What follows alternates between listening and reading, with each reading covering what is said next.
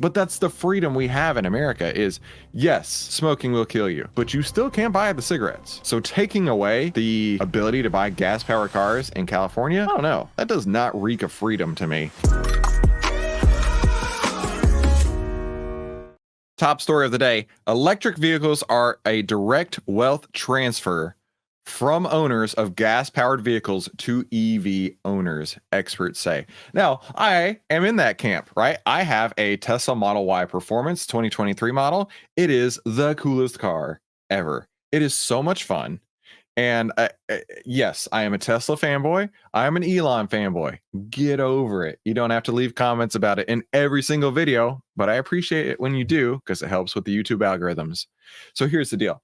Every automaker is trying to catch up with Tesla. Every single automaker out there is doing what they can to look at what Tesla is doing, copy it, and implement it into their own vehicles. That's just a fact.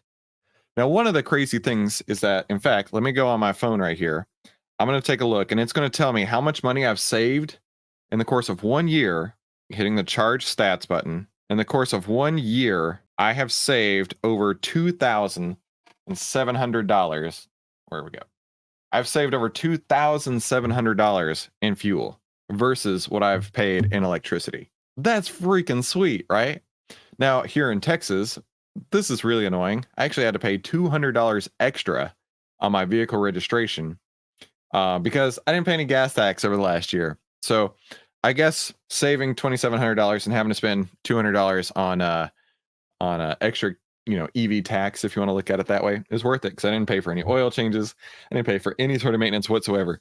I absolutely see the savings and why it can be a direct wealth transfer. In fact, one of my favorite things to talk about is a 0 to full charge on my Tesla costs $8 when I plug in at home. And it's like $11 at a supercharger. And a 0 to 100 on my wife's Lexus SUV with a V8 is on premium gas, because you can't put regular in it, is like $75, $78.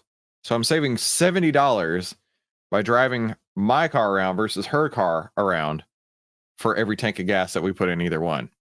So I can definitely see where that comes from, right? This one expert says an all or nothing EV push is one of the biggest energy policy blunders we've ever made. Well, that's interesting. Let's see what else is going on. Energy experts are warning about numerous potential issues for electric vehicles, including affordability, range, weather, infrastructure, and economic concerns, even as the government and car companies increasingly push them on Americans. This person says that American society has shifted to EVs largely because some people are just so hell-bent on making sure that this transition happens, even if that means wrecking the economy in terms of electricity, its reliability, the grid, getting brownouts or blackouts, or economic wreckage by people who otherwise can't afford these vehicles. I'm not sure how what this person is saying goes along with this headline here, but let's keep reading. That cost is being shouldered by buyers and car companies by raising the price of gas-powered vehicles. Okay, there it is, which is basically just a direct wealth transfer, just paying for EV subsidies that will grow over time. If we continue to get this regime in place, let's keep going here. California is likely a really sad test case for what the rest of the country could face, where he says it currently costs about $250 an hour to service an EV. How much does it cost when you take your car to get worked on? I'm sure dealerships love to charge $250 an hour everywhere. What are you talking about? The state has made a strong push for EVs under Gavin Newsom, and by 2035, they will not be allowed to buy gas-powered cars and light trucks. Now, granted, we live in America. I really think that freedom is one of the greatest tenets of America, and taking away the freedom to choose, right? We still sell cigarettes, okay? We all know cigarettes will kill you. Just outright, plain as day. My grandmother died from smoking. My father-in-law died from smoking. And my kids, whenever we talk about, them, they're always like, oh yeah, they died from smoking. And in fact, one day we walked by this cigar shop and you could smell the cigars outside. My kids were all interested in that. So I bought some cigars, I took them home, I let them cut them open, see what's inside, see all the tobacco, right? Just learn, right? Learn through experience, right? So I lit one of the cigars up and I was showing it to them, and it was the sweetest thing, right? They're like, Dad, no, Dad, stop what you're doing right now. You're going to die. And I'm like, good. I've taught them right. But that's the freedom we have in America is, yes, smoking will kill you, but you still can't buy the cigarettes. So taking away the ability to buy gas powered cars in California, I don't know. That does not reek of freedom to me like a cigarette store would reek. It kind of reeks of, I don't know, communism or something like that. I don't know exactly, but yeah. We calculate that if you add in all the socialized infrastructure costs, then in particular, add in California's zero emission vehicle mandate, which adds cost to all of us because the automakers have to produce more EVs in California. They spread that cost to the whole country. Federal fuel economy regulations alone are subsidizing each EV by about $20,000. Add all this together, and each EV is getting almost $50,000 in subsidies. Is that true? I don't know. Seems very alarmist. I don't know how true that is.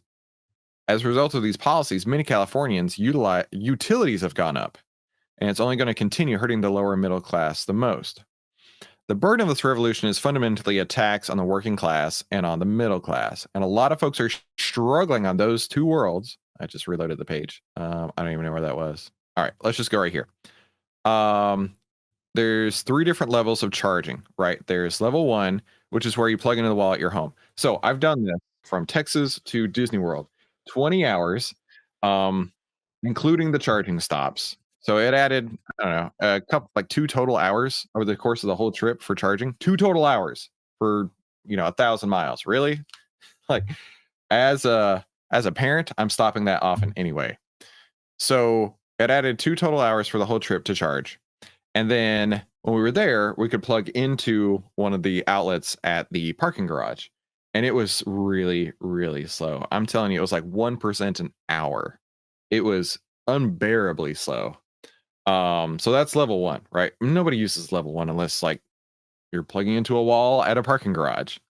Level 3 chargers are the most powerful, can be only found at the equivalent of a gas station, right? So filling up my Tesla with a supercharger, we didn't ever go to 100 because the way that Elon explains it, and it's the same with your phone, exactly the same as your phone. When it's empty and you plug it in, it charges a lot faster than when it's near full and you plug it in. And the way Elon describes it, it's like, look, you've got electrons going in there, and it's a lot easier to shove more electrons in when the battery's empty than shove more electrons in when the batteries are full.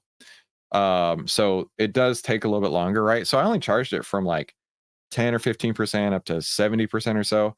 And that was at the very longest time, 25 minutes. And by the time you get out, use the restroom, grab a snack, come back, that's 15, 20 minutes right there. Then we brought a Frisbee and we throw the Frisbee around for a couple minutes and then go. It's really not like this range anxiety thing people are so worried about. And level 2 chargers can be installed in a home. Now that's what I have in my home, and it charges at about 10% an hour is basically what it gets down to. But they cost $2,000 to $4,000 to install. No, that is completely false. It's like $500, right? And like I say, in the course of 1 year, I've already saved over $2,700 in fuel.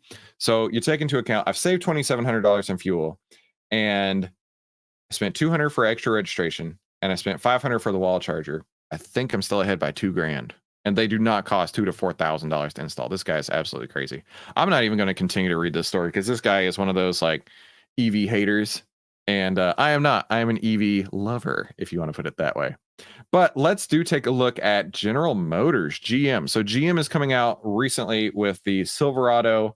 The EV Silverado is supposed to have like 400 miles of range. The Hummers, I see a few Hummers here and there, which they're monsters, right? I think they weigh like 9,000 pounds, legitimately 9,000 pounds. I mean, they look cool. They are big old beasts, right? Now, GM is really pushing on the EV front as well, but we did just get a sell signal on GM on April 11th. So about 2 weeks ago, we got a sell signal on GM. So if you're a GM shareholder, now may be the time to take your profits and maybe look for a new entry opportunity later on. And if we look at the performance summary here in Outlier, we can see a 90.82% gain on GM following our buy and sell signals versus buy and hold at only 22%. So Outlier seriously outperformed the buy and hold right there. Now you can get access to these signals every single day that we have right here on the chart sent directly to you. All you got to do is go to ovtlyr.com right now, see why Outliers win. Now let's take a look and see what the internet says about this, right? So that's the headline. EVs are a direct wealth transfer from owners of gas powered vehicles to EVs, right? And this guy's just complaining about everything. What an informative article. It would be nice if at least half of the information was accurate. Whoa, okay. I wasn't the only one who was thinking that. No one is subsidizing gas powered cars, only buying them. Okay. Hysteria much? Wonder if the same argument was made when the automobile was invented. This is what I've been saying, right? If you asked people 100 years ago, 2024. Let's say if you asked people 115 years ago what they wanted, they'd say, I wanted a faster horse. Nobody would be saying, I wanted a car. That's exactly what they'd be saying. And I'm sure that was the case. Wonder if any of these experts complain about high gas prices while complaining about other alternatives, right? ICE, internal combustion engines, and EVs can coexist. Nobody's forcing you to buy either, unless you live in California. And be sure to click one of the 2 videos up above. YouTube thinks you will love to watch more of those, and I'll see you on the next episode.